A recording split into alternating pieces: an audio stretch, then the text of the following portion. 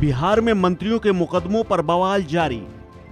कार्तिकेय सिंह के बाद सुधाकर का आया नाम। कृषि मंत्री पर चावल घोटाले का आरोप। बिहार में नीतीश कुमार ने बीजेपी का साथ छोड़कर भले ही आरजेडी के साथ हाथ मिलाकर नई सरकार बना ली हो, लेकिन उनके मंत्रियों के चयन को लेकर सवाल खड़े हो रहे हैं, जिसे लगातार नीतीश कुमार के नेतृत्व वाली महागठबंधन सरकार लगातार सवालों के घेरे में।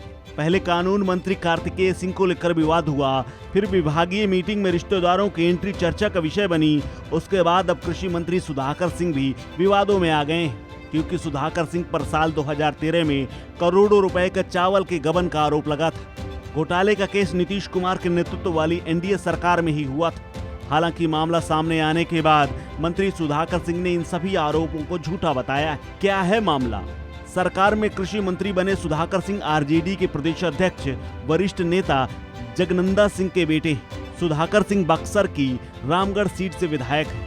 2013 में नीतीश कुमार के शासनकाल में ही उन पर चावल गबन करने का आरोप लगा था। सुधाकर के खिलाफ रामगढ़ थाने में केस भी दर्ज किया गया था। सुधाकर सिंह पर आरोप है उनकी राइस मिल ने सरकार से चावल प्रोसेसिंग का एग्रीमेंट किया था।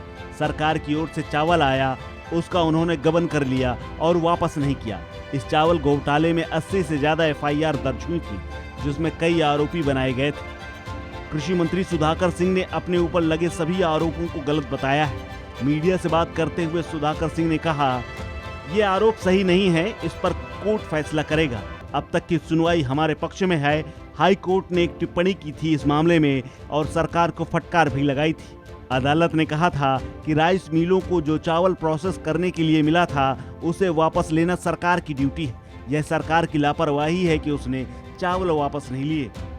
कृषि मंत्री सुधाकर ने आरोप लगाने को लेकर बीजेपी पर भी हमला बोला है। सुधाकर ने कहा कि जिस समय ये केस दर्ज हुआ, उस समय बिहार में बीजेपी के गठबंधन वाली सरकार थी। बीजेपी के लोग कागज देखे बिना हल्ला कर रहे हैं। ये केस बीजेपी के समर्थन वाली सरकार के काल के हैं। उनको जितनी कार्रवाई करनी थी वे कर चुके हैं। सुधाकर सिंह के पहले नीतीश कैबिनेट के कानून मंत्री कार्तिकेय कुमार सिंह भी विवादों के घेरे में आ चुके हैं। कार्तिकेय सिंह पर आरोप लगा था कि अपहरण के केस में उन्हें 16 अगस्त को कोर्ट में सरेंडर करना था, लेकिन वे अदालत में सरेंडर करने की बजाय सरकार में शामिल होने के लिए मंत्री पद की शपथ ले रहे थे, जबकि उनके खिलाफ वारंट भी जारी हो गया था। इस खबर में फिलहाल इतना ही। अपडेट्स के लिए बने रहिए वन इंडिया हिंदी के साथ।